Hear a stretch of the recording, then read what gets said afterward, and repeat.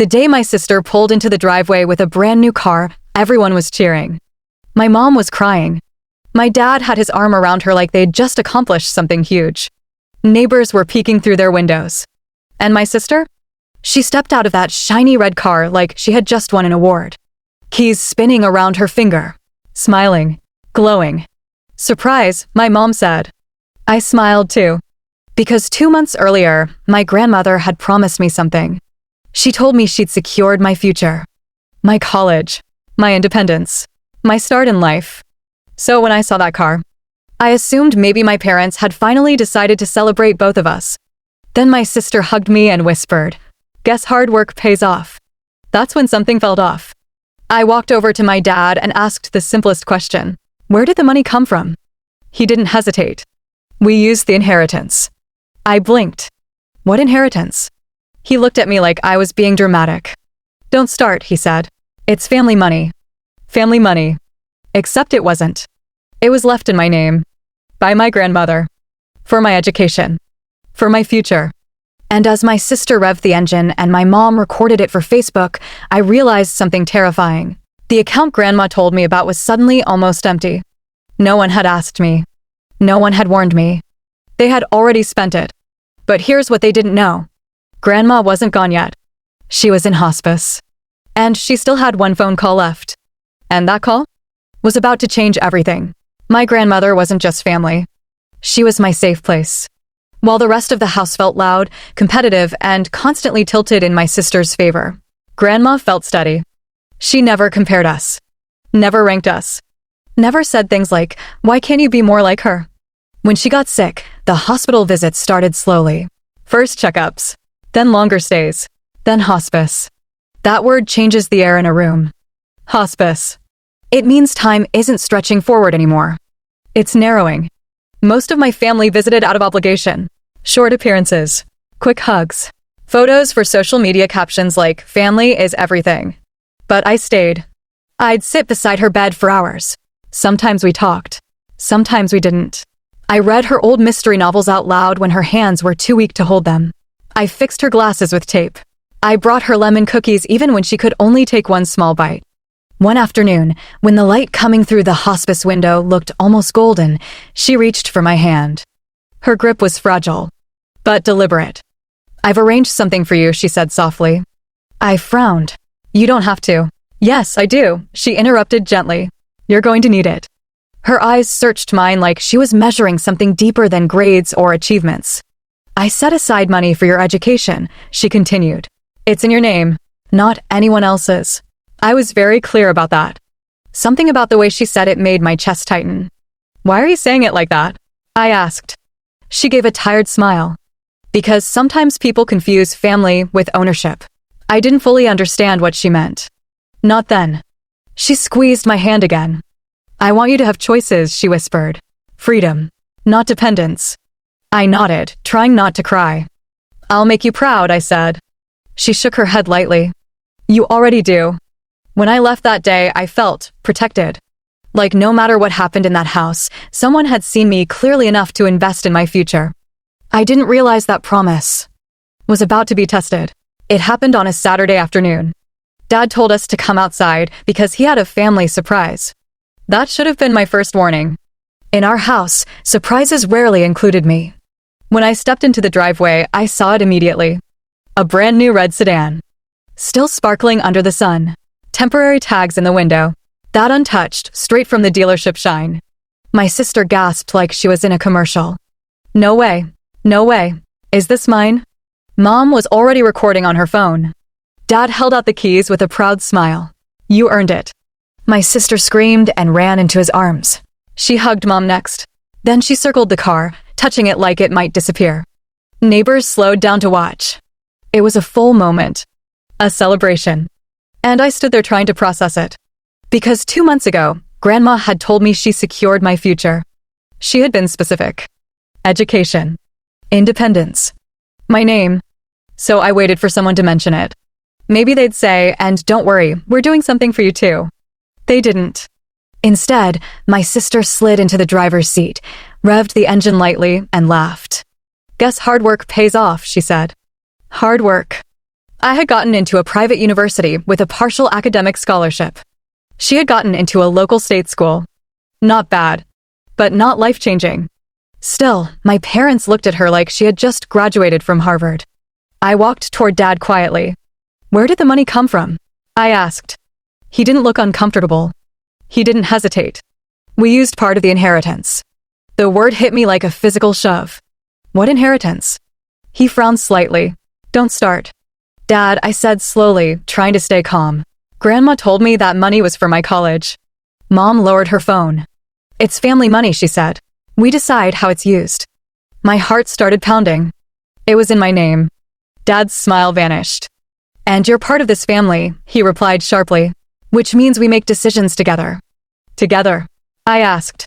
When was I asked? My sister stepped out of the car, annoyed now. "Why are you making this about you?" she snapped. "Because it is about me." I didn't say it out loud. I just stared at the car again. Bright red. Shiny. Expensive. And suddenly I saw it differently. Not as a gift, but as a receipt. For something taken. That night, while everyone celebrated inside and posted photos online with captions about blessings, I logged into the account Grandma had told me about. My hands were shaking. The balance loaded. And my stomach dropped. Almost everything was gone. No warning. No discussion. No permission. Just gone. And that's when I realized this wasn't a misunderstanding. It was a decision. And I had never been part of it. I didn't sleep that night. I kept refreshing the account page like the numbers might magically change. They didn't. By morning, the anger had settled into something colder. I found Dad in the kitchen, reading the news like nothing had happened. Mom was making coffee. My sister's new car keys were sitting proudly on the counter. "Proof." "We need to talk," I said. Dad didn't look up. "If this is about yesterday." "It is," I interrupted. Mom sighed. "You're still upset?" "Still," I repeated. "You drained my college fund." Dad folded his newspaper slowly. "We didn't drain anything. There's barely anything left." "It was a strategic decision," he replied calmly. "Your sister needed reliable transportation." "For what?" I shot back. "Campus is 10 minutes away." Mom set her mug down harder than necessary. "Watch your tone." My tone? My voice cracked despite trying to stay steady. "Grandma left that money to me." Dad's jaw tightened. "She left it to this family." "No," I said firmly. "She told me it was in my name." Dad stood up then, towering slightly. "And you think that means you get to dictate how it's used? After everything we've provided for you?" There it was. The guilt card. "I didn't ask you to provide for me," I said quietly. "You're my parents." "And we're still paying your bills," Mom snapped. "Food, electricity, roof over your head." "So that cancels out stealing from me?" The word hung in the air. Stealing. Dad's expression hardened instantly. "Don't use that word." "What else should I call it?" My sister walked in mid-argument. "Oh my God, are you still on this?" she groaned. "It's just money. Just money." "For you it's a car," I said. "For me it's tuition." She crossed her arms. "Maybe if you didn't act so entitled." Entitled? I laughed bitterly. To my own inheritance? Dad slammed his coffee mug down. "Enough," he barked. "Your sister has always worked harder. She earned this support." That one hit deeper than the money. Because it wasn't true. But in this house, truth had never been the deciding factor. Belief was. And they believed in her. "She got into a local school," I said quietly. "I got into a private university with a scholarship." "And we're proud of you," Mom replied quickly. But her eyes didn't match her words. I looked at all three of them standing there. United. Certain. Unapologetic. And something inside me shifted. Not loud. Not dramatic. Just a quiet understanding. I wasn't fighting for the money anymore. I was fighting for acknowledgement. For fairness. For proof that I mattered equally. And judging by their faces, that wasn't something they were willing to give. So I stopped arguing. Stopped defending. Stopped expecting. Because sometimes betrayal doesn't explode. Sometimes it settles in calmly. And changes the way you see everyone forever. 2 days after the argument, my phone rang while I was in my room. Unknown number. I almost ignored it. "Hello." "Hi," a gentle voice said. "This is Meadowbrook Hospice. Your grandmother would like to speak with you." My heart dropped into my stomach. "Is she okay?" "She's stable," the nurse replied softly. But she asked for you specifically. I didn't even grab a jacket. I just left. By the time I reached Hospice, the hallway felt quieter than usual. Machines hummed softly in the background. The air smelled faintly of antiseptic and flowers. Grandma looked smaller. Fragile.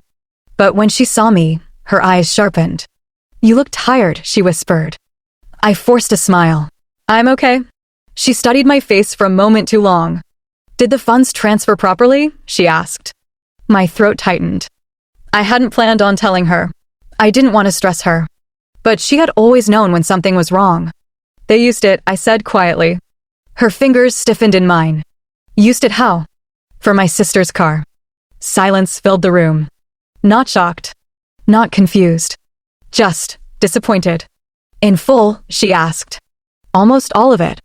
Her breathing shifted slightly. The nurse stepped closer, but Grandma gave a small shake of her head. Bring me the phone, she said. The nurse handed it to her. Call your father. Put him on speaker. My pulse started racing. Grandma, you don't have to. Yes, she said firmly. I do. I dialed. Dad answered on the third ring.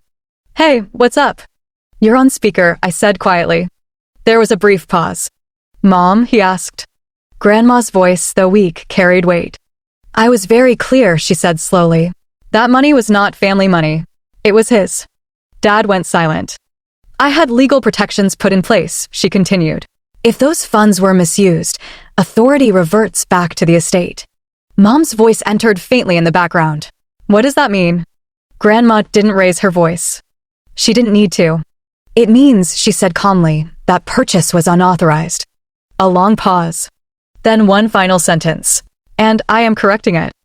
For the first time since the car appeared in our driveway, I wasn't the powerless one anymore. The house was quiet the next morning. Too quiet. No music blasting from my sister's room.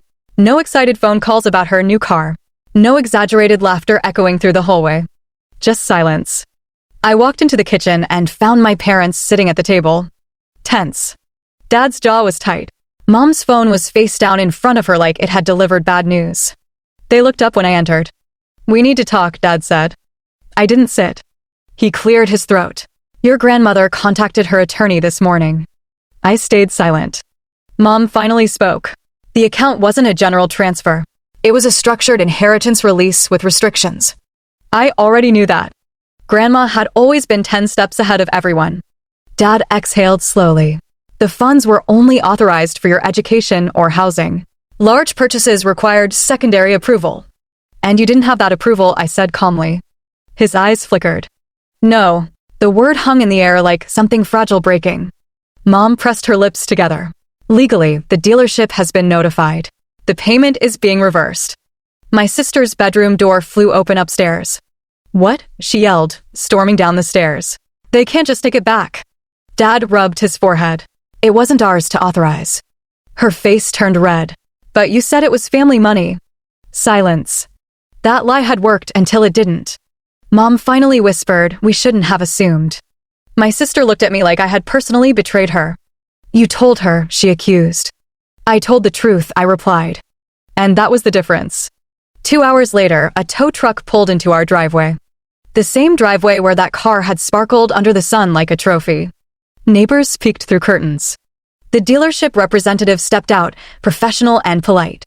I'm sorry for the inconvenience, he said, though his tone carried quiet understanding. My sister stood on the porch, arms crossed, tears of anger burning in her eyes. This is humiliating, she hissed. I almost said something sharp back. Almost. But I didn't. Because this wasn't about revenge. It was about boundaries. The car was loaded up slowly. Metal chains tightening. Engine lifted. Door shut. And just like that, the symbol of favoritism disappeared. When the truck drove away, something shifted in the air. Dad didn't yell. Mom didn't defend anyone. For once, no one blamed me. That evening, Dad knocked on my door. He looked older somehow. I made a mistake, he admitted quietly. I treated your future like it was negotiable. I didn't respond right away. Because for years, my needs had been negotiable. My dreams had been optional. But not anymore. Grandma wanted fairness, I finally said. Not favoritism. He nodded slowly. I understand that now. Maybe he did. Maybe he didn't. But one thing was certain. The inheritance was protected. And for the first time in my life. So was I. The house didn't feel the same after that. Not louder. Not happier. Just different. Like something unspoken had finally been exposed. My sister stopped talking about fairness. She stopped making passive comments about how I was lucky. Because luck had nothing to do with it. It was about intention. Grandma had always said something I never fully understood until now. Character is revealed when money is involved. And she was right. A week later, I went back to hospice. Grandma looked weaker. But when she saw me, her eyes still carried that same quiet strength. "They fixed it," she asked softly. "Yes." A faint smile curved on her lips. "Good," she whispered. "I didn't raise fools. Just children who needed correction." I let out a small laugh through the tightness in my chest. "I didn't want to cause problems," I admitted. "You didn't," she replied. "You protected what was yours." There was a difference. She squeezed my hand gently. "That money wasn't just dollars," she said. "It was choice, independence, a future where you never have to beg." Her breathing slowed slightly, but her voice remained steady. "Never apologize for protecting your future." Those were the last strong words she ever gave me. When she passed weeks later, there was no dramatic scene. No final confrontation. Just quiet grief. But something else too. Respect. The dynamic in our family shifted after that day. Not perfectly. Not magically. But permanently. My parents stopped making decisions for the family without asking. My sister learned that entitlement has limits. And I learned something even more important. Silence protects favoritism. Boundaries protect you. Months later, I used part of that inheritance to put a down payment on my own place. Small. Modest. Mine. The day I got the keys, I stood inside the empty living room and thought about that car. About how shiny it looked. About how quickly it disappeared. And I realized something. They thought they were buying her status. But Grandma was buying me freedom. And freedom? That doesn't get towed away.